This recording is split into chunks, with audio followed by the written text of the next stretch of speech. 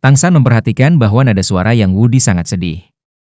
Saat dia berbicara, pakaiannya bergetar, seolah dia berusaha mati-matian untuk menekan emosinya. Karena banyak cara yang bisa kamu lakukan untuk mencampurnya, racun campuran adalah yang paling sulit untuk dihilangkan. Terlebih lagi racun khusus ini diteliti dan dibuat secara khusus setelah bertahun-tahun penelitian klan pelanggar. Itu adalah sesuatu yang orang lain tidak akan pernah bisa bersihkan. Bahkan jika beberapa ramuan obat salah digunakan, itu hanya dapat menekan racun untuk sementara dan ketika kembali, itu akan kembali lebih buruk.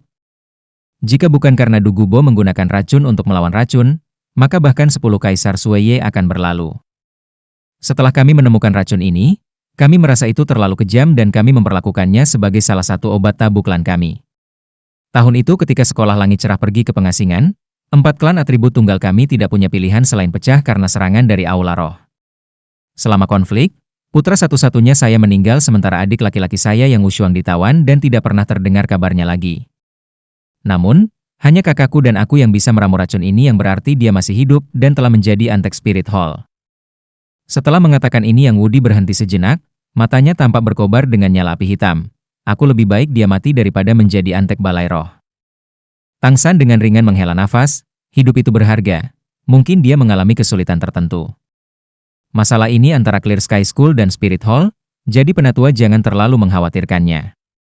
Yang Wudi tetap diam sejenak saat dia melihat Tang San sebelum berkata, "Pemimpin sekte, jika di masa depan kita bertemu dengannya, tolong biarkan aku secara pribadi membunuhnya." Setelah mengatakan ini, ekspresi di matanya menjadi lebih dingin saat dia membungkuk sedikit kepada Tang San dan berjalan pergi dengan langkah besar.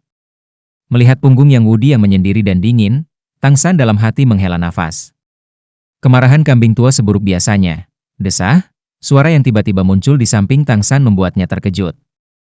Memusatkan pandangannya, dia dengan cepat mundur ke pintu masuk kamar tidurnya di mana Xiao Wu sedang tidur. Ketika orang lain telah sampai di sini tanpa diam-diam tanpa ada yang memperhatikan, rambut Tang San berdiri saat keringat dingin menetes darinya. "Ini aku." Dengan sekejap sudah ada orang lain yang berdiri di samping Tang San, dan orang itu adalah Master Speed Hall Bai He. Setelah mengetahui pihak lain adalah seorang teman, Tang San tidak bisa menahan nafas lega. "Paman jangan membuatku takut seperti itu.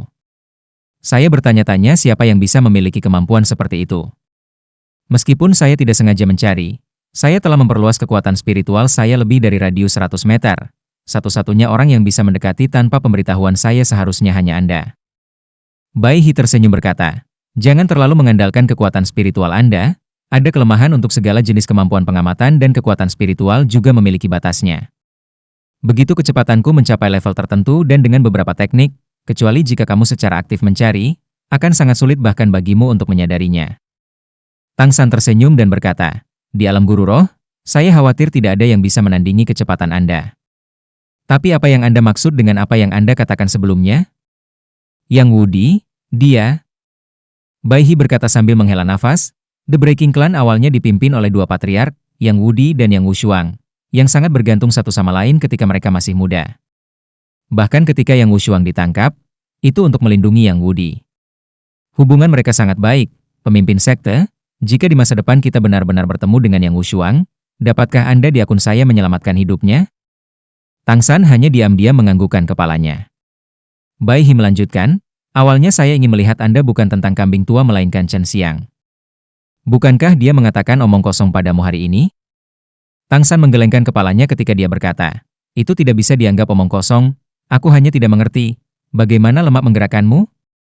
Sehingga Anda bersedia untuk menikahkan cucu Anda yang berharga dengannya. Atau kau hanya bermain-main dengannya?"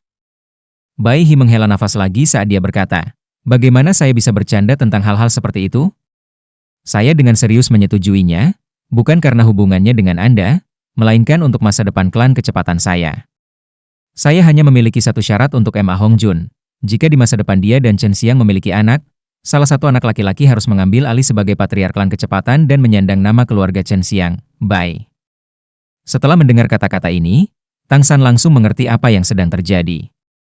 Tampaknya pamannya ini sudah memperhitungkan hal ini.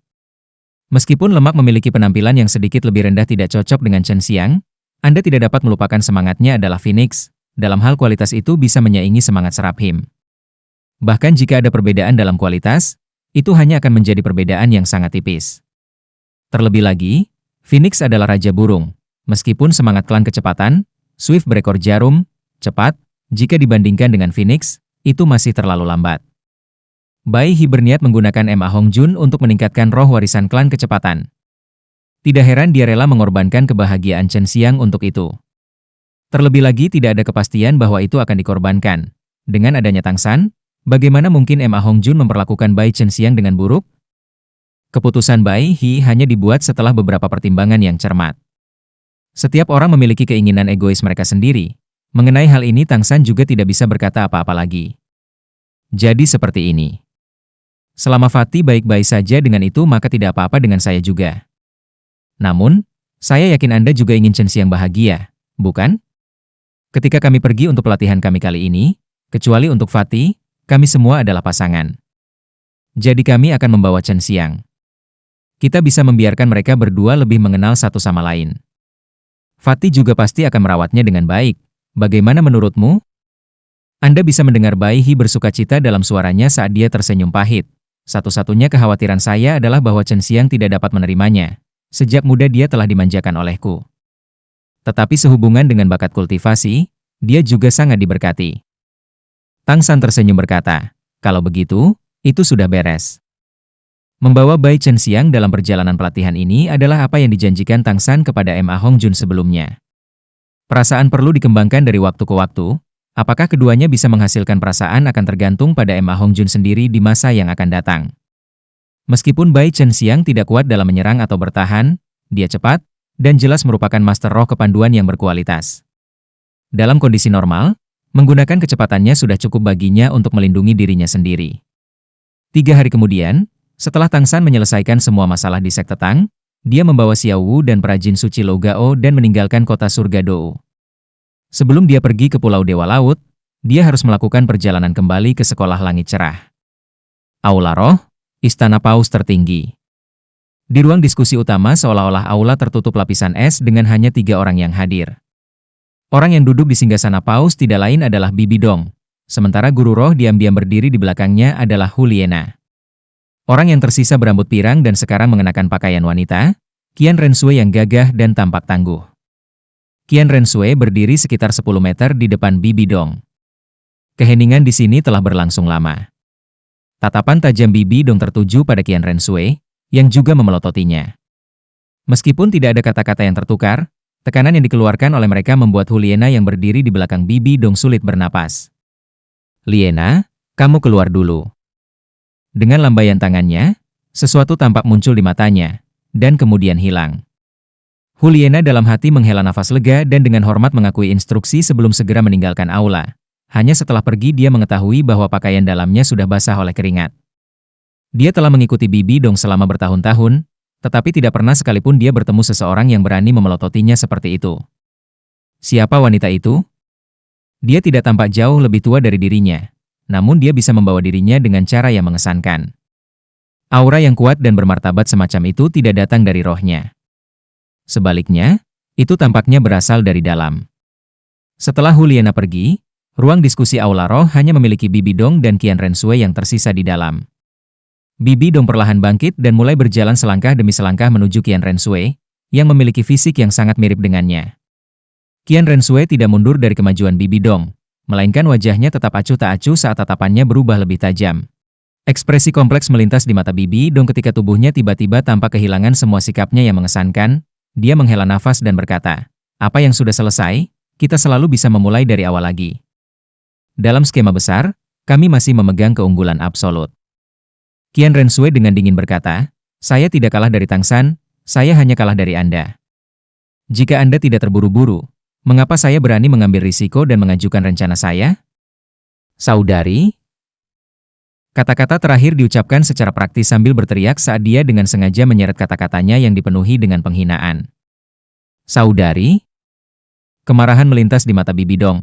"Baiklah. Ingat itu baik-baik, mulai sekarang kamu akan memanggilku seperti itu." Qian Renshui dengan dingin mendengus. "Tidak, saya pikir saya akan tetap memanggil Anda paus tertinggi. Lagi pula di dunia ini aku hanya punya satu kerabat, yaitu kakek. Selain kakek, saya tidak akan memanggil orang lain sebagai anggota keluarga. Bukankah kamu juga mengatakannya sebelumnya? Kedatanganku ke dunia ini adalah sebuah kesalahan.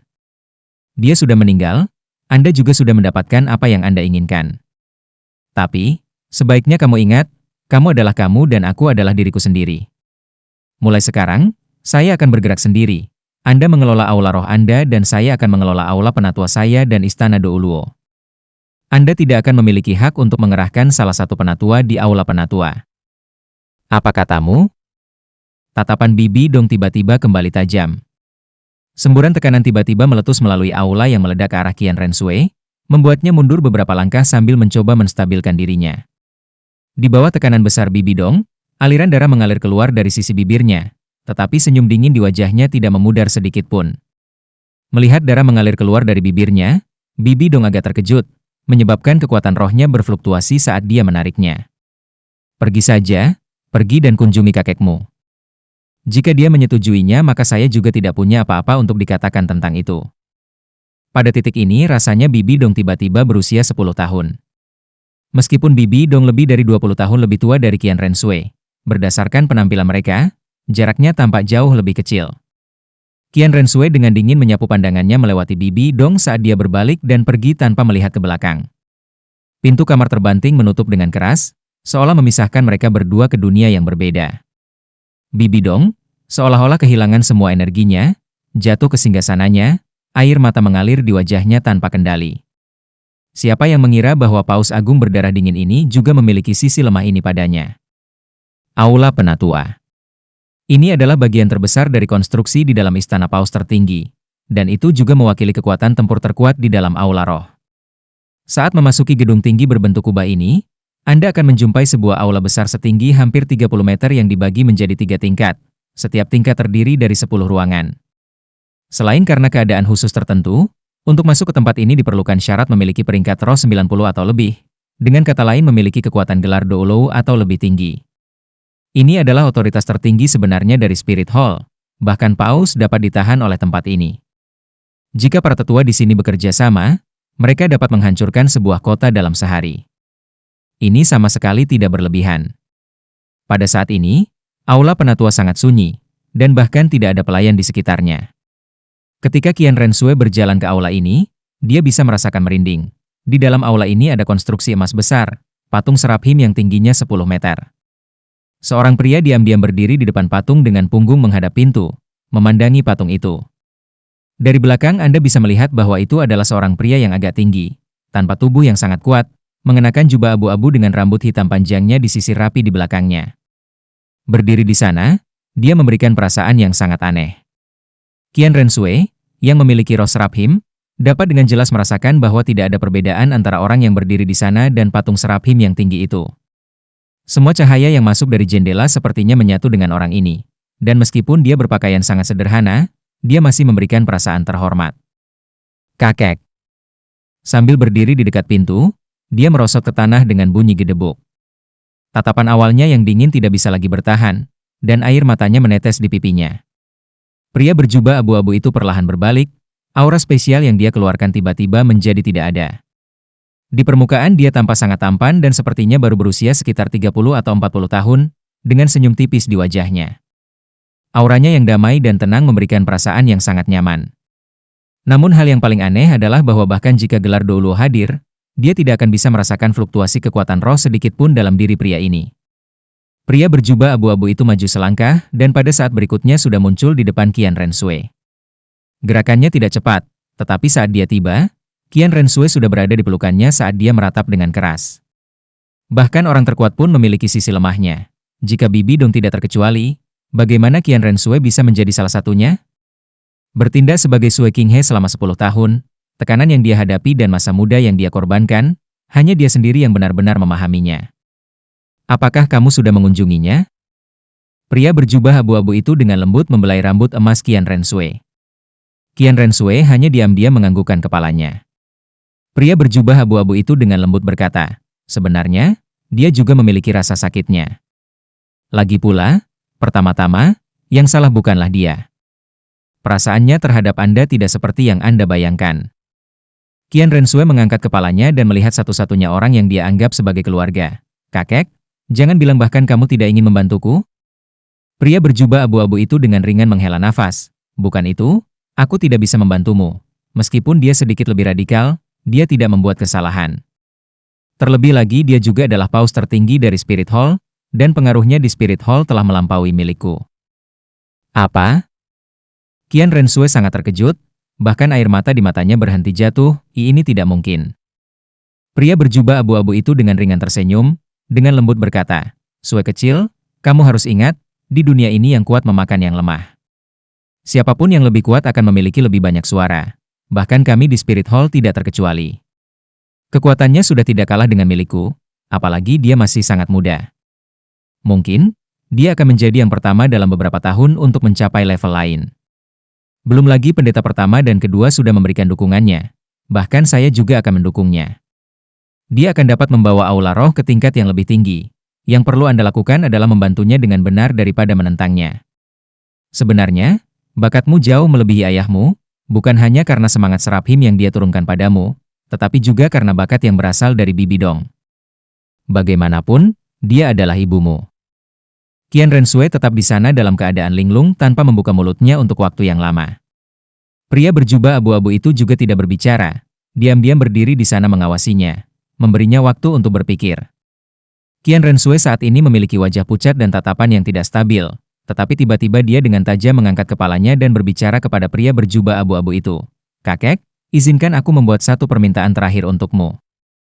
Pria berjubah abu-abu itu mengerutkan kening karena dia bisa merasakan bahwa dia secara emosional tidak stabil saat ini, tetapi dia masih menganggukkan kepalanya. Tatapan Qian Rensue tiba-tiba mengeras saat dia berbicara dalam-dalam. "Saya ingin menjadi penatua penghakiman Balai Roh." Pria berjubah abu-abu itu bertanya dengan heran, "Apakah karena pemuda itu yang mengalahkanmu?" Penatua penghakiman di aula penatua adalah yang kedua setelah imam. Pendeta tidak diizinkan untuk mengambil bagian dalam operasi Spirit Hall manapun. Sementara peran Judgment Elder adalah untuk mengalahkan musuh kuat yang menentang Spirit Hall. Qian Rensue menganggukkan kepalanya, "Mulai hari ini saya tidak akan lagi ikut campur dalam urusan Spirit Hall. Juga, dia bukan ibuku. Dia tidak pernah ada, dia masih tidak dan dia tidak akan pernah ada. Aku tidak akan pernah memaafkannya. Jika bukan karena Anda, saya khawatir saya akan mati di tangannya sejak lama. Saya hanya punya kakek, saya tidak punya ibu." Sekolah langit cerah angin gunung yang sangat tajam dan membekukan membelah puncak bukit. Tang San harus menggunakan tubuhnya sendiri untuk melindungi Xiao Wu dari angin yang membekukan ini. Di depannya adalah pemimpin sekolah langit cerah, Howling Sky Doulo Tang Xiao, yang berdiri dengan tangan di belakangnya saat dia menatap pegunungan. Dengan lembut memegang Xiao Wu, Tang San berkata dengan perasaan yang tulus, "Paman, terima kasih." Ketika dia datang ke sekolah langit cerah, hal-hal awalnya tidak berjalan dengan baik. Setelah sekolah langit cerah pergi ke pengasingan mereka tidak mengizinkan orang luar masuk, jadi Tang San tidak diizinkan membawa Xiao Wu dan Lou Gao sampai Tang Xiao berhasil meyakinkan yang lain untuk mengizinkan mereka masuk. Tang Xiao memandang Tang San, dan tanpa menahan pengakuannya berkata, "Tidak, daripada mengatakan bahwa saya membantu Anda membantu diri Anda sendiri. Setelah pergi untuk waktu yang singkat Anda sudah berhasil melakukan terobosan dan bahkan memenuhi salah satu dari 3 kondisi yang ditetapkan oleh para tetua dengan berhasil mendapatkan cincin roh berusia 100.000 tahun saat masih menjadi kaisar roh. Apakah Anda lupa penampilan 5 tetua di wajah mereka ketika mereka melihat cincin roh merah itu?" Saat dia mengingat tampilan tercengang 5 tetua, Tang Xiao tidak bisa menahan senyum tipis. Namun, Tang San tidak bisa memaksa dirinya untuk melakukannya. Melihat Xiao Wu dalam pelukannya, dia hanya bisa merasakan hatinya sakit. Meskipun dia tahu bahwa jiwa Xiao Wu yang tersembunyi di cincin roh dapat bersatu kembali dengan tubuhnya untuk sementara waktu setiap hari, Tang San masih tidak mau membiarkan Xiao Wu keluar begitu saja. Bagaimanapun juga Xiao Wu menyerahkan hidupnya untuk menyelamatkan hidupnya. Sekarang setelah ada kesempatan untuk kebangkitannya, bagaimana dia bisa mengambil risiko itu? "Paman, Senior Lou Gao datang untuk menyusahkanmu, karena hanya bersama Clear Sky Hammer MU dia bisa menyelesaikan penempaannya. Hanya setelah beberapa senjata tersembunyi ini selesai, kita dapat memiliki kemampuan untuk melawan Spirit Hall." Tang Xiao menganggukkan kepalanya sambil berkata, "Aku mengerti.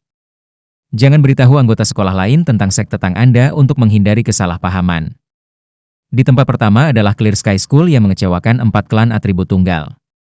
Di masa depan, ketika sekte Anda makmur, itu juga dapat dianggap sebagai bentuk kompensasi untuk mereka." Tang San berkata, "Paman, belum lama ini Sword Luo menyebutkan bahwa Spirit Hall memiliki seseorang yang mencapai peringkat ke-99, tetapi dia tidak membahas banyak detailnya. Apakah kamu tahu lebih banyak tentang ini?" Mendengar kata-kata Tang San, tubuh Tang Xiao sedikit bergetar saat matanya mengeluarkan cahaya tak tentu. Tang San dapat dengan jelas melihat bahwa Tang Xiao tanpa disadari telah mengepalkan tinjunya dengan erat. Bagaimana mungkin aku tidak tahu? Jika bukan karena dia, apakah menurutmu sekolah langit cerah kita akan takut pada Spirit Hall? Jika bukan karena dia, siapa yang berani mengatakan bahwa mereka memiliki kemampuan untuk mengalahkan sekolah langit cerah kita? Mengatakan sampai di sini, napas Tang Xiao menjadi sangat berat, dan tidak tenang untuk waktu yang lama. Kamu seharusnya sudah tahu ini. Karena pedang Douluo berbicara tentang keberadaannya, dia pasti juga telah memberitahumu tentang celah antara gelar Douluo. Sekolah langit cerah kami juga pernah memiliki gelar Douluo dari peringkat 99. Dia dan imam besar dari Balai Roh pernah dikenal sebagai dua puncak dunia guru roh, gunung yang tidak dapat diatasi bagi orang lain. Dia adalah kakek saya, yang berarti dia adalah kakek buyut Anda, Tang Chen. Saat itu dia adalah Clear Sky Douluo. Kami adalah klan terkuat di bawah matahari. Sementara, pada saat itu, imam besar dari Spirit Hall adalah Judgment Elder dan juga Algojo nomor 1 Spirit Hall, Qian Daoliu. Mereka berulang kali mengadu kekuatan mereka satu sama lain dan hampir seimbang satu sama lain. Semangat Qian Daoliu saat itu sama dengan Qian Renshui yang Anda sebutkan, serap him. Lalu kakek buyut? Tang San dengan ragu bertanya. Tang Xiao tersenyum pahit, tidak tahu. Dalam hal kekuatan, kakek buyutmu setingkat di atas Qian Daoliu, meskipun perbedaannya sedikit. Tetapi dalam hal kualitas roh Serapim jelas lebih baik daripada Clear Sky Hammer kami, yang memungkinkan Qian Daoliu untuk melawan kakek buyutmu meskipun dia selalu memimpin dalam kultivasi. Namun, sekitar 50 tahun yang lalu, kakek buyut Anda dan Qian Daoliu sudah pensiun dari pandangan. Ketika generasi yang lebih tua berlalu, jumlah Master Roh yang mengenal mereka secara bertahap menjadi semakin sedikit. 20 tahun yang lalu ketika kakekmu memutuskan untuk mengasingkan klan, itu bukan karena Clear Sky School kami takut pada Spirit Hall. Itu hanya karena kakek buyutmu tidak ada lagi di sini. Jika tidak, bahkan jika ada lebih banyak orang kuat di sisi Spirit Hall, kita masih bisa membalikan keadaan. Bahkan Qian Daoliu tidak pernah mau dengan enteng berperang dengan Clear Sky School kami. Kakek buyut pergi ke suatu tempat yang jauh? Dia pergi? Tang Xiao menggelengkan kepalanya dan berkata, saya tidak tahu. Tidak ada yang tahu.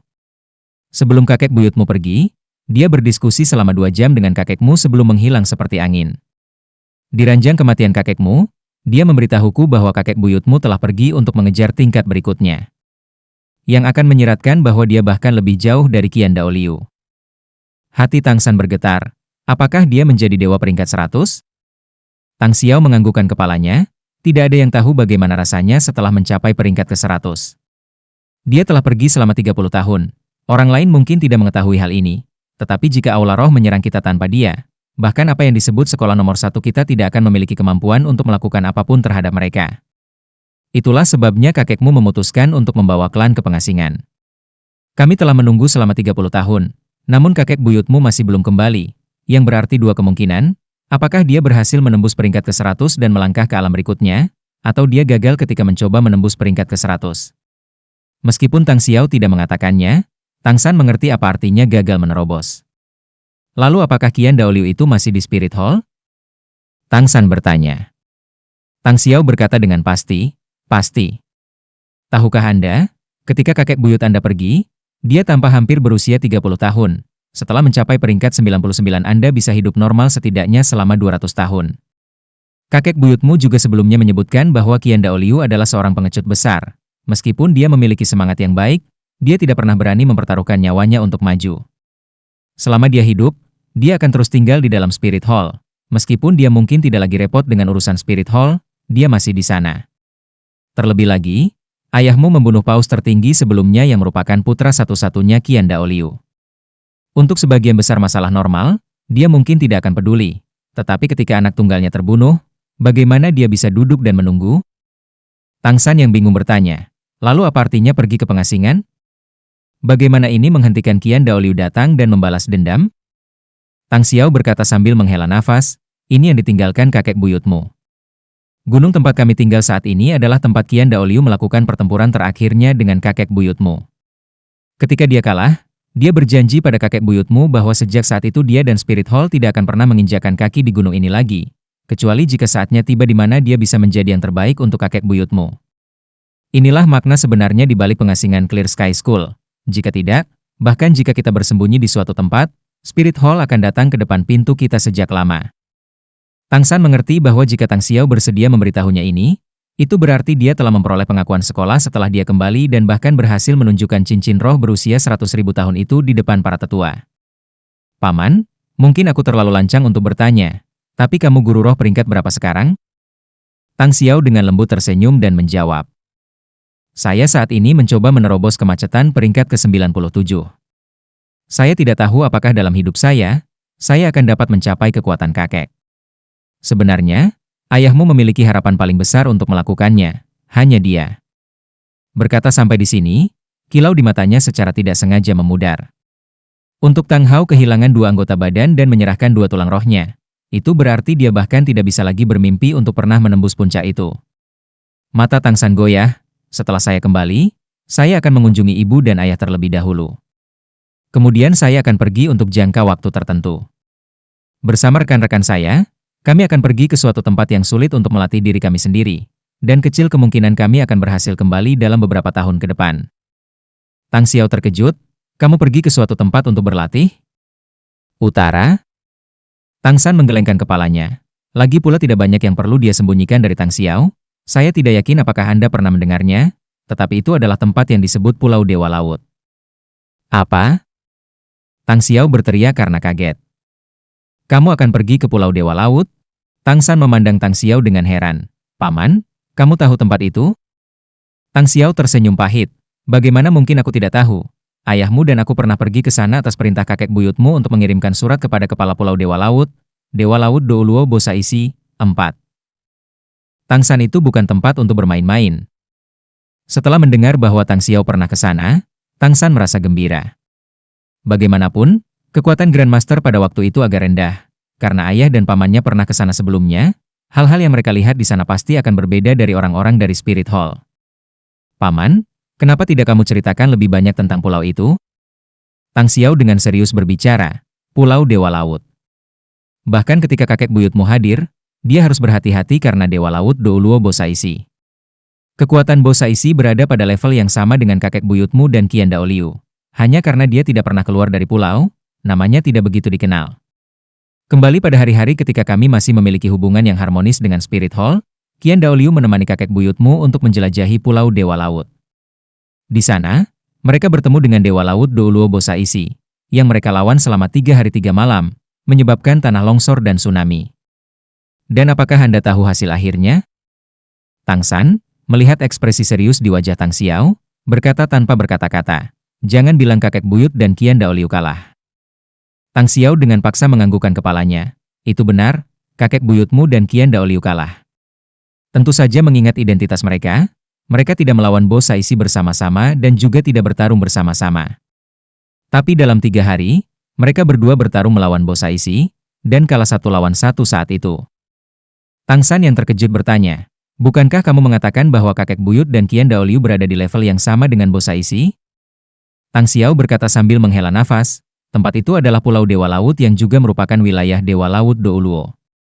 Ketika kakek buyutmu mengirim ayahmu dan aku ke Pulau Dewa Laut, dia berkata bahwa kekuatan Dewa Laut Douluo tidak sebanding dengannya, dan bahkan sedikit lebih rendah dari Qian Daoliu.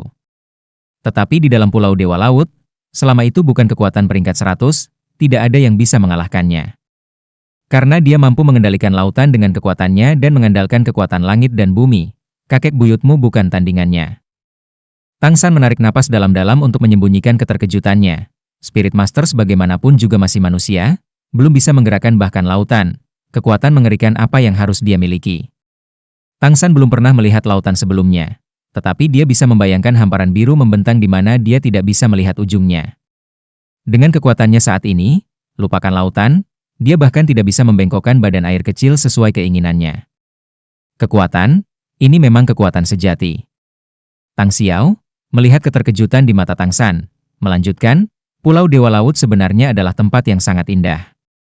Ada beberapa ribu master roh yang tinggal di sana di bawah Dewa Laut Douluo yang menyebut diri mereka sebagai anak-anak laut, sedangkan Dewa Laut Douluo adalah utusan lautan dan rohnya adalah Dewa Laut itu sendiri. Kalau tidak, bahkan jika Bosaisi menembus peringkat ke-100, dia tidak akan bisa mengendalikan lautan.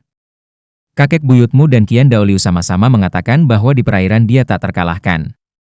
Saat ayahmu dan aku pergi untuk mengirimkan surat, kami masih muda dan keras kepala dan memiliki beberapa konflik dengan penduduk di sana. Pada awalnya kami masih cukup sukses dan bisa dibilang tak terkalahkan. Tapi kemudian kami mengalami beberapa kemunduran. Di bawah Bosaisi ada 5 raja yang semuanya memiliki level judul Douluo. Saat itu, hanya satu dari mereka yang datang dan dengan hanya menggunakan 6 cincin roh berhasil menangkap kami hidup-hidup. Kemampuan Master Roh Laut ini terlalu berbeda dari kita dan umumnya bisa meminjam kekuatan laut untuk menyerang. Untungnya kami ada di sana sebagai utusan. Setelah Bosaisi melihat surat dari kakek buyutmu, dia menanyakan beberapa pertanyaan tentang kesejahteraannya dan membiarkan kami pergi. Tang San berkata, Grandmaster berkata bahwa begitu kita mencapai Pulau Dewa Laut, kita akan diuji. Dan begitu kita lulus ujian, kita bisa menjadi bagian dari Pulau Dewa Laut. Kita tidak bisa pergi begitu saja, kan? Tang Xiao berkata dengan terkejut, apakah kamu berencana untuk mengikuti tes itu? Tang San menganggukkan kepalanya. Karena kami berencana untuk tinggal di Pulau Dewa Laut, kami tentu saja harus mengikuti tes. Saya rasa bahwa keluar dari pulau dan melarikan diri kembali akan menjadi hasil dari pelatihan kami. Selama kami bisa kembali, itu akan menunjukkan bahwa kami memiliki dorongan besar untuk kekuatan kami. Di bawah tekanan Pulau Dewa Laut, kecepatan pelatihan kami akan jauh lebih cepat, ditambah pengalaman bertarung dengan para Master Roh Laut ini akan bagus.